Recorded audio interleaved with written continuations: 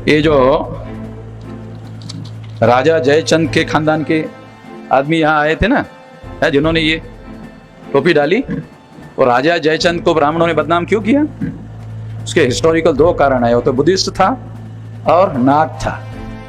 तो सारे ये बात हमने पटना के अधिवेशन में प्रमाणित की, सिद्ध की। क्या सिद्ध किया? कि देश में जब यूरेशियन ब्राह्मण भारत में आए, विदेशी ब्राह्मण भारत में आए, तो क्या ब्राह्मणों ने अपने में से क्षत्रिय बनाए, अपने में से वैश्य बनाए, अपने में से शूद्र बनाए? कितनी हमारे लोगों को ये बात समझ में आती है?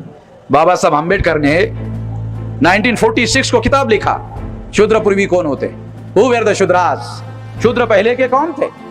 तो कंक्लूजन में बाबा साहब ने लिखा, शूद्र पहले के क्षत्रिय थे। अगर शूद्र पहले के क्षत्रिय थे तो इसका मतलब है क्षत्रिय भारत के मूल्यवासी थे। अबे राहुल, समझ आ रहा क्या विलास? हु वेर द शूद्र नाम का जो ग्रंथ बाबा साहब ने लिखा कि शूद्र पूर्व के कौन थे, तो उन्होंने लिखा कंक्लूजन में लास्ट में, शूद्र पहले के क्षत्रिय थे। अगर भारत के वर्तमान शूद्र भारत के मूल्यवासी है और शूद्र पहले के क्षत्रिय थे, इसका मतलब बाबा साहब अम्बेडकर कह रहे हैं कि क्षत्रिय मूल्यवासी थे। ये बाबा साहब अम्बेडकर ने 1946 में जो शूद्र पहले कौन थे जो ग्रंथ लिखा, उसका कंक्लूजन है। तो क्षत्रिय पहले के शूद्र थे, क्षत्रिय पहले के मूल निवासी थे।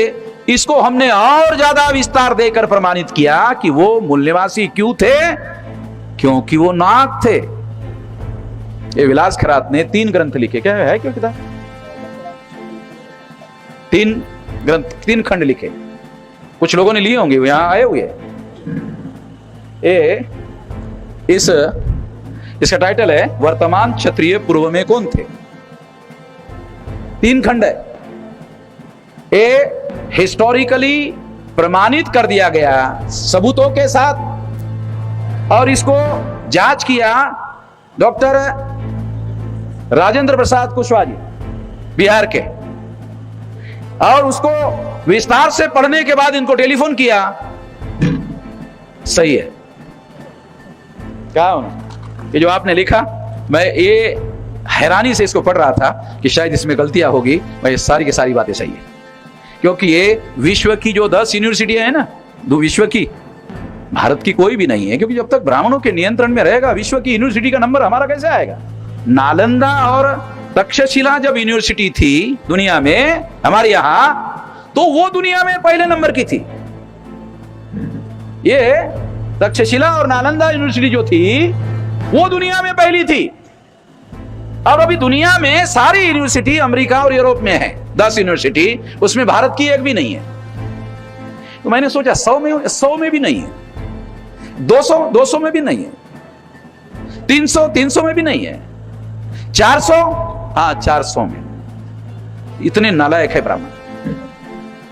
हमारे हाथ में तो है नहीं ना, हम थोड़ी देख रहे भारत को, हम चला रहे क्या? हम तो नहीं चला रहे। हम चलाते तो फिर दिखाते हमारे पास तो कुछ भी नहीं है। फिर भी हम लोग जो है ये इस तरह का यूनिक रिसर्च जो है सबूतों के साथ प्रमाणित कर रहे हैं, सबूतों के साथ बता रहे हैं। साथियों, और इस बात को ध्यान में रखते हुए, इस बात को जब ब्राह्मण विदेश से भारत में आए, मैं मौलिक रूप से आप लोगों को बताना चाहता हूं, जो बहुत फंडामेंटल बात है, वो क्या है कि जब ब्राह्मण विदेश से भारत में आए, वो विदेशी थे, तो यहां का जो मटेरियल है, पॉपुलेशन है, उस पॉपुलेशन को लेकर उन्होंने वर्ण व्यवस्था बनाई। और यहां के लोगों को, ब्राह्मण को ऊपर रखने के बाद हमारे में से ही कुछ लोगों को उन्होंने क्षत्रिय बनाया, हमारे में से ही कुछ लोगों को उन्होंने वैश्य बनाया, हमारे में से ही कुछ लोगों को उन्होंने शूद्र बनाया। और ब्राह्मणों ने ही, बाबा साहब ने लिखा, अनटचेबल किताब का नाम सुना, पढ़ लो, एक किताब आया हुआ है, ट्रांसलेटेड है, बाबा साहब ने अंग्रेजी में लिखा है, आप लोगों के लिए मराठी, हिंदी और कई भाषाओं में हमने ट्रांसलेट किया है, पढ़ लो। अनटचेबल ये भी ब्राह्मणों ने बनाया। यानी अछूत जो है, इंडियन पीनल कोड में ऐसी कोई सजा नहीं है जो जनरेशन टू जनरेशन जनरेशन मिले। इंडियन पीनल कोड में ऐसी कोई सजा नहीं है, पुलिस वालों को पता ही नहीं, इधर पुलिस वाले बैठे हुए हैं, कि कोई सजा जनरेशन टू जनरेशन हो सकती है, ऐसा कोई इंडियन पीनल कोड में व्यवस्था ही नहीं है। मगर ये अस्पृश्यता की जो सजा है, ये जनरेशन टू जनरेशन, एक जनरेशन को नहीं, तमाम 2000 साल हो गए। कितने एग्जैक्टली साल हो गए? तो ईसा पूर्व 185 को सम्राट बृहद्रथ मौर्य की हत्या की पुष्यमित्र शुंग नाम के ब्राह्मण ने। तो आज 2022 चल रहा है, तो 2022 में 185 मिलाओ तो आंकड़ा निकलता है 2207 साल।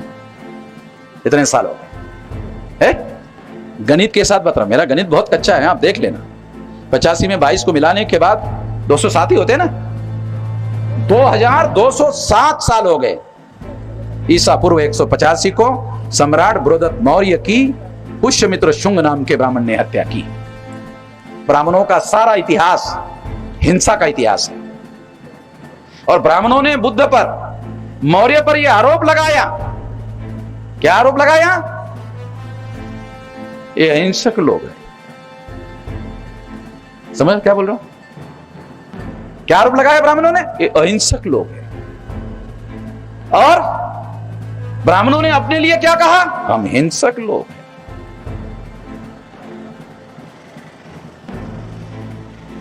अब इंडियन पिनल कोड में हिंसा करने वालों के लिए क्या है? पुलिस वालों को पूछो तो मीसा वीसा है क्या? है? जिसकी जमानत नहीं होती। तो सारा का सारा ब्राह्मण समाज जो है वो हिंसा का समर्थन करता है। वो परशुराम के हाथ में है इतना बड़ा। मैं कार्यक्रम लेने के लिए गया राखीगढ़ी में, फिलहाल बराबर वहां वो जय हिंद ब्राह्मण है, परशु लेके खड़ा है, वामन में शाम को नहीं आने है। डुप्लीकेट रहे यहां कुछ रहे, मगर उसने वहां आने नहीं दिया। तो उसका मैं क्या जवाब दे सकता हूं? उन्होंने सोचा नहीं। मैं दिमाग से बाबा साहब अंबेडकर का अनुयायी हूं, दिमाग से काम करता हूं, बददिमाग आदमी नहीं हूं। तो 3.5 लाख लोग लेकर गए आरएसएस के हेडक्वार्टर पर।